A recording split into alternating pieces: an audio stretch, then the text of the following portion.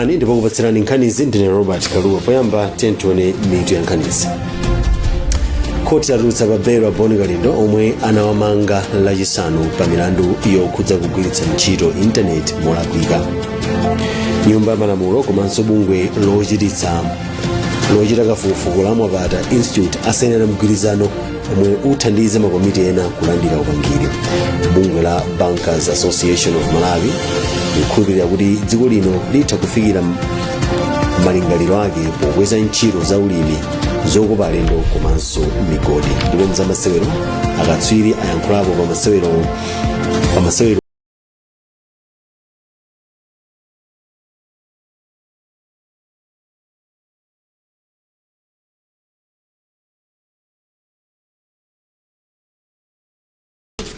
Bwalo la milandu la Principal Resident Magistrate ku Lilongwe latulutsa pa belo a Boni Kalindo omwe anawamanga sabata yatha pa mlandu omwe akuganizira kuti amafalitsa uthenga wabodza okhudza ngozi ya ndege yomwe inapha wachiwiri wakale wa mtsogoleri wa dziko lino a Saulos Chilima ndi anthu ena asanu ndi atatu.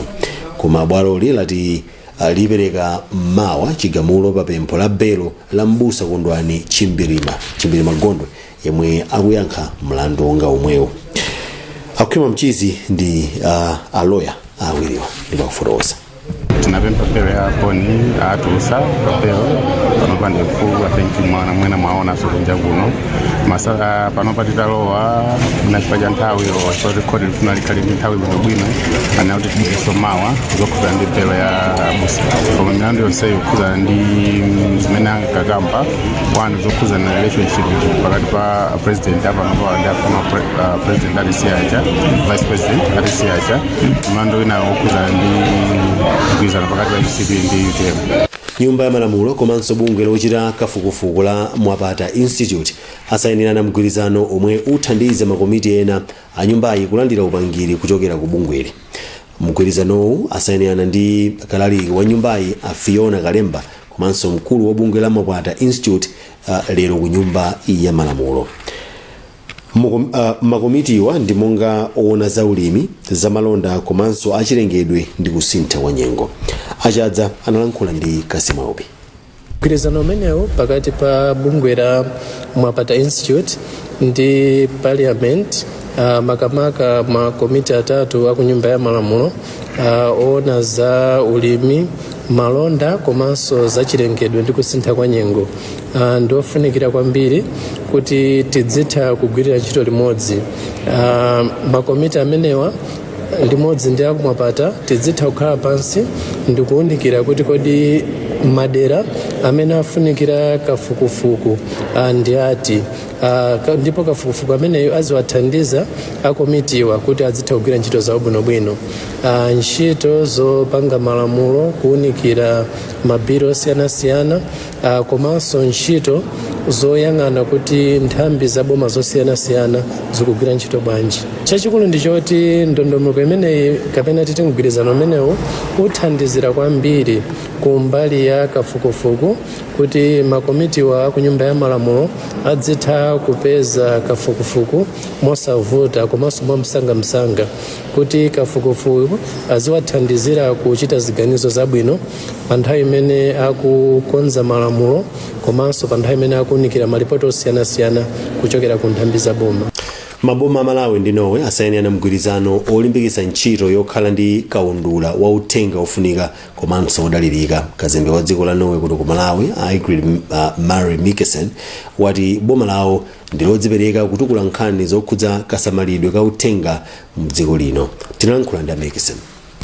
It's a matter of getting those data available and put them together. Nkhani ndiyo kuti ofunika kupeza uthengawo ndi kuyika pamodzi kuti ntchito zakafukufuku kupanga ndondomeko komanso mabungwe omwe si aboma ndi omwe angafuna uthengawo aziupeza mosavuta ndi cholinga chofuna kutukula dziko lino. Ndiye pali anthu omwe amatsata bwino nkhani zimenezi zokhudza uthenga ndi chiwerengero omwe akhala akufika mdziko lino kuchokera mdziko la Norway omwe akhala akugwira ntchitoyi ndi akatswiri a mdziko lino. Anthuwa akhala akukumana kuyambira chaka chatha kuti ntchitoyi ikhale yapamwamba. So that to design the program in the right manner. nduna ya zachuma Simplex Chitiola Banda ikukhulupirira kuti kusamala bwino uthenga kuli ndi kuthekera kotukula chuma cha dziko lino. Mgwirizano umenewu ndi ofunika kwambiri chifukwa ukuthandizira kuti tipeze timati data statistics pachizungu imene ithandizire tikamachita maplani aboma mdziko muno. Mudziwa inu popanda statistics information ndi data ndipo vuta kwambiri kuti tidziwe kuti kodi ndi mtundu wanji wa budget and ukufunika ndalama zingati kuthandizira anthu ati. Ndinanena amonso mmene muja kuti data ndi statistics imatithandiziraso kwambiri ngakhale tikamachita manage nyengo zovuta zija timanena kuti ngozi zogwa mwadzidzidzi. Timayenera kuti tidziwe kuti ndi anthu angati amene akhudzidwa ndi ngozi zimenezi, ndi katundu ochuluka motani amene waonongedwa, ndi ndalama zochuluka motani zomwe zingafunike kuti tithane ndi mavuto amenewo. Popanda information yokwanira kuchokera ku National Statistical Office, planning imakhala yovuta. Makhansala mizinda ya Lilongwe ndi Zomba asankha mafumu a mizinda yawo atsopano. Ku Zomba makhansala awa asankha a Christopher Jana achipani cha DPP omwe wa malo mwa Dave Maunde achipani cha UDF. Mtolankhani wathu ku Zomba ndi Emmanuel Chibwana. Kansala ya Zomba tsopano bano ndiye mfumu ya mzinda tsopano amene ndi akansala Christopher Jana amene wa malo mwa akansala Dave Maunde. Chomina njika choti malingana ndi malamulo onse amene amagwira ntchito ngati meya umeya wawo matha lokweza kapitali lero kunalipisa mmene pakati pa makoti zinakhangatiza chota lero watafika msonkhano umenewu wali kusankha mfumu ya mzinda ndi mayina a Christopher Jana komanso Anthony Gonani ndi amene analipo amene wasadalife ndi munthu naliyense choncho amene angoti amene chief executive officer wa Zomba City Council anangoti anthu amene amene apambana motero padakali pano Zomba City ndi Christopher Jana ngati meya komanso Anthony Gonani ngati wachiwiri wawo ndi mmene tuzili kuno ku Zomba. Pakadali pano mfumu yatsopano ya mzinda wa Lilongwe Esther Sagawa yalonjeza kuti idzipereka kubwezeretsa ukhondo mu mzindawo. Iwo alowa m'malo mwa kansala Richard Banda. John Pogayuni ali ndi nkhani yonse. Konsolo ya mzinda wa Lilongwe tsopano ili ndi mfumukazi a Esther Sagawa omwe ndi kansala wa chipani cha MCP ku Chimutu Ward awasankha kukhala mfumukazi pa chisankho chomwe chachitika lachiwiri atagonjetsa a Felix Tsokonombwe omwenso ndi kansala wa MCP ku dera la Biwi. Asagawa omwe poyamba anali wachiwiri kwa mfumu ya mzinda wa Lilongwe ati ayesetsa kulimbikitsa ukhondo mu mzindawo.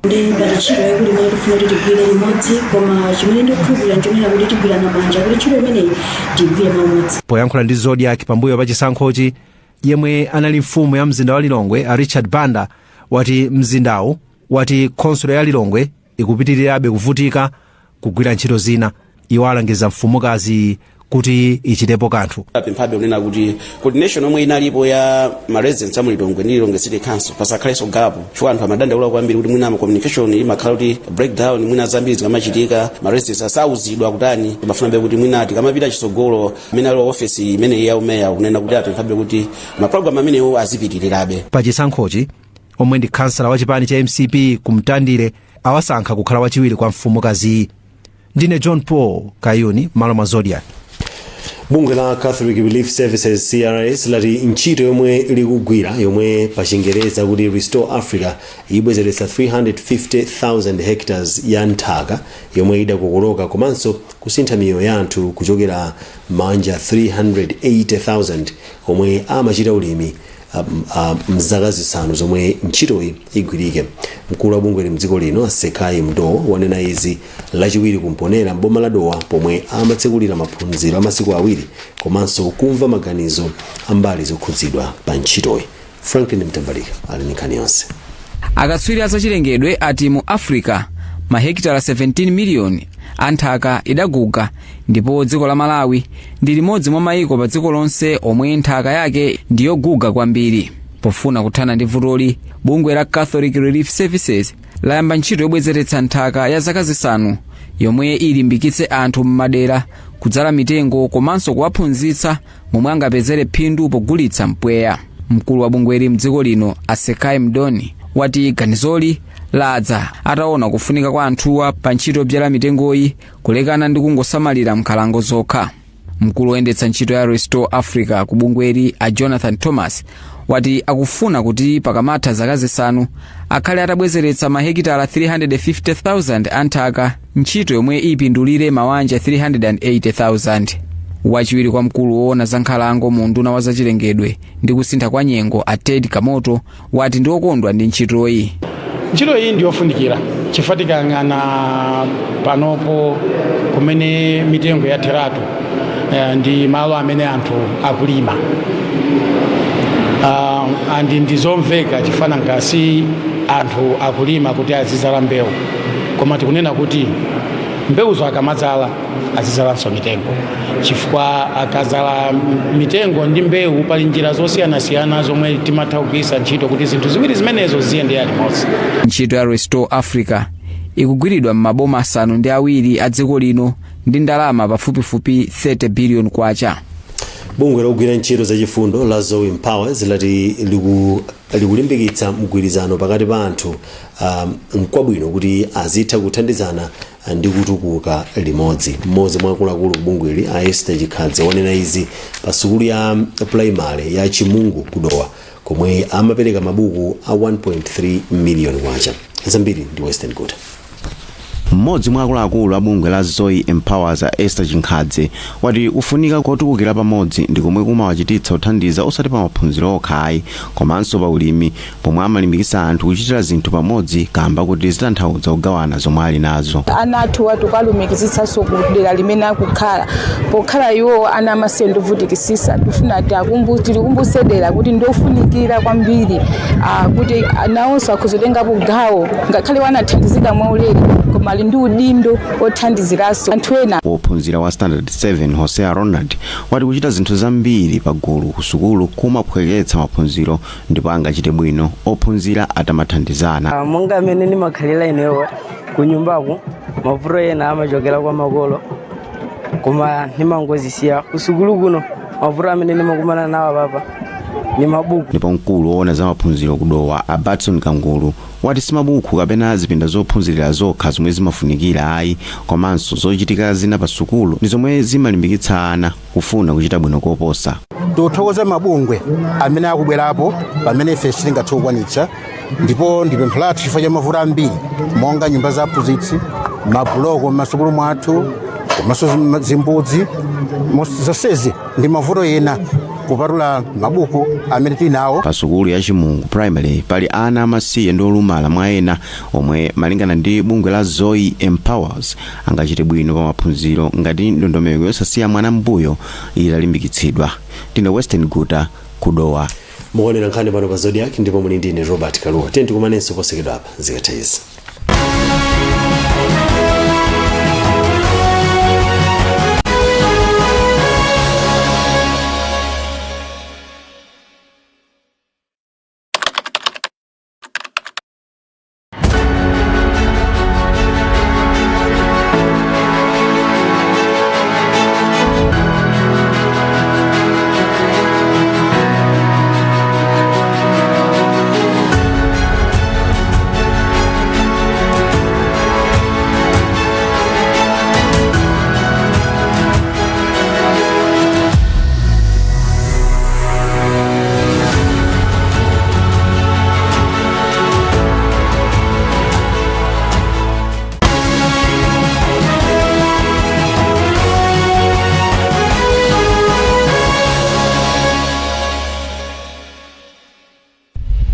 Takulandiraniso tione mitu ya nkhanizi.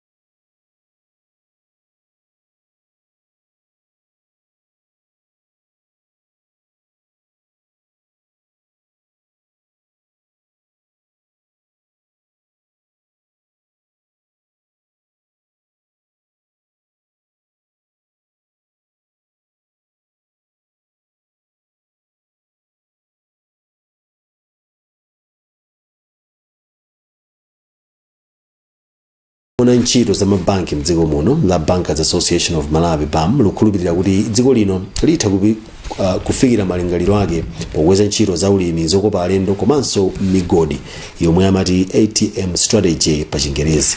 Mtsogoleri wa bungwe la BAM Philip Madinga ndiye wanena izi pomwe amakapepesa President Chakwera pa imfa ya wachiwiri kwa mtsogoleri wa dziko lino Saulo Chilima komanso anthu ena asanu ndi atatu.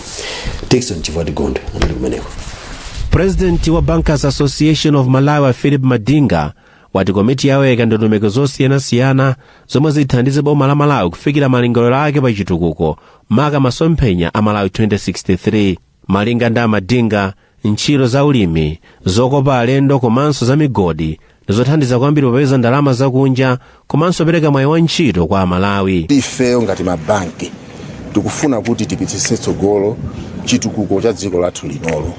Masomphenya amene onse tinalemba tonse a Malawi tifuna kuti tibwere munjira zosiyanasiyana za ulimi, za zokhuzana ndi tourism, kaya za magolide, kaya zopitisa patsogolo kuti tizitha kupanga forex yambiri, monga mukudziwa Malawi ndi anthu onse kuti foreign currency ndalama yakunja ikumasowapo pa dziko lapansi pano. Mneneri wa President Chakwera Anthony Kasunda wati msonkhanowo wathandiza kwambiri kuwunikirana ndondomeko zosiyanasiyana zomwe zingathandize kukula dziko lino pa chuma. President apempha kuti tiye tionetsetse kuti nkhani ya mabanki kusunga chuma, tionetsetse nambala ya anthu amene akusunga chuma ikuchulukira.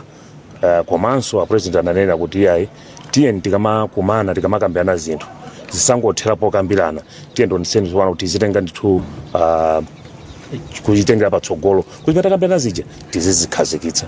President Chakwera anakumananso ndi utsogoleri wa mabishopu a mpingo wa Katolika omwe anapepesa kamba ka imfa ya Dr. Saulo Chilima yemwe anali Mkhristu wa mpingowu. M'malo mwa Zodiac ndine Dickson Chivwati Gondwe. Unduna wa zamtengatenga ndi ntchito wati ukuchita chotheka kuti upeze njira zomwe zingathandize kupititsa patsogolo ntchito za malonda pakati pa dziko lino komanso mayiko oyandikirana nalo monga Zambia ndi Mozambique. Mmodzi mwa akuluakulu mu unduna wa Charles Mtonga wati mwachitsanzo kudzera ku ntchito yotchedwa Southern Africa Trade and Connectivity Project yomwe ikugwirika ndi thandizo lochokera ku World Bank, boma likuyesetsa kuthana ndi mavuto omwe amakhudza ntchito za malonda maka kudzera ku njanje za Nakala komanso Beira. Henderson Charles Msusa walemba ripoti. Oyendetsa ntchitoyi Hastings Mtonga wati mavuto omwe ali pa njanje ziwirizi akumapangitsa kuti amalonda adzivutika kutumiza kapena kuyitanitsa katundu kuchokera ku mayiko oyandikana nawo. Iye wanena izi pa maphunziro omwe anakonzera atolankhani pofuna kuwaunikira za ntchitoyi. Cholinga cha boma chifuna kuti njira zambiri zitukuke. Mu project imeneyi alimbikitsa kwambiri kuti tingoona chidwi chathu, tingoona Nakala ndi mbali ina pang'ono Beira. Njira imeneyi mayiko amene akhudzidwa kwambiri ndi Malawi, Zambia ndi Mozambique. Pakadali pano Charles Mtonga yemwenso amachokera ku unduna omwewu wati kukhulupirira kuti izi zithandiza kuchepetsa misonkho yochuluka yomwe amalonda amapereka. Chiyembekezo chathu kuboma kunitcha kuti tapanga project bwinobwino monga mone tinayilekezera tipanga kuti mayendedwe athu kuchoka ku Malawi kuno kupita ku poti ya ku Nakala kwambiri kukhale kosavuta. Pa ndalama zokwana $150 million zomwe zayikidwa pa ntchitoyi, $75 million ndi ngongole, pomwe $75 million inayo yaperekedwa ku dziko lino mwaulere. Malo mwa Zodiac kuno kudowa ndine Henderson Charles Msusa. Tsopano tione za masewero.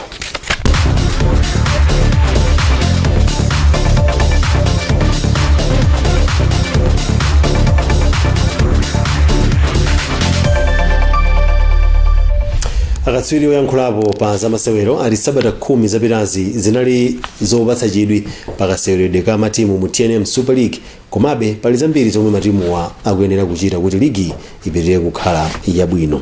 Akatswiriwa Christopher Njeula ndi Perry Chinyama akuti kufikira pano timu ya Silver Strikers ndiyo ikuonetsa chidwi chofuna kukhala akatswiri, koma kukhala kudya mfulumira kuneneratu kuti ndi imene itenge ligi pomwe kwatsala sabata zina 20. Bright Kanyama ali ndi nkhani yonse. Ligi ya chaka chino ya TNM yakhala ili yosangalatsa komanso yaonetsa kuti matimu alimbikira kwa sabata 10 zapitazi.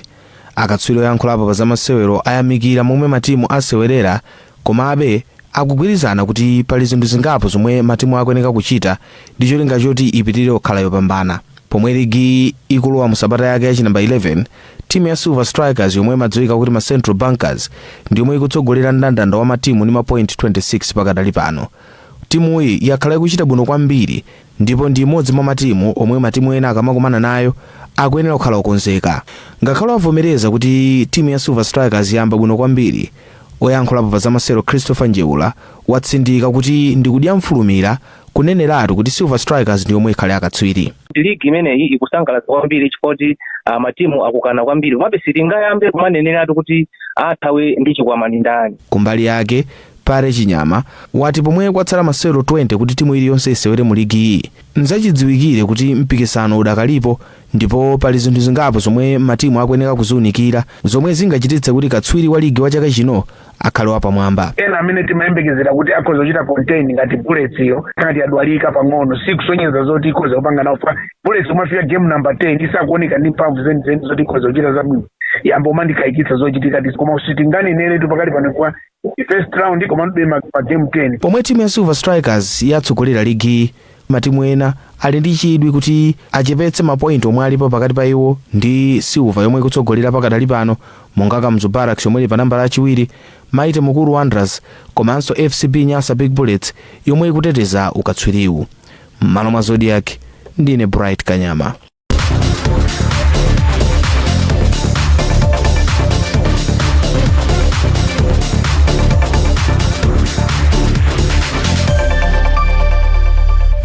Apanso ndipo pamapeto pa nkhanizi koma tisanasiyane tionenso mitu yake.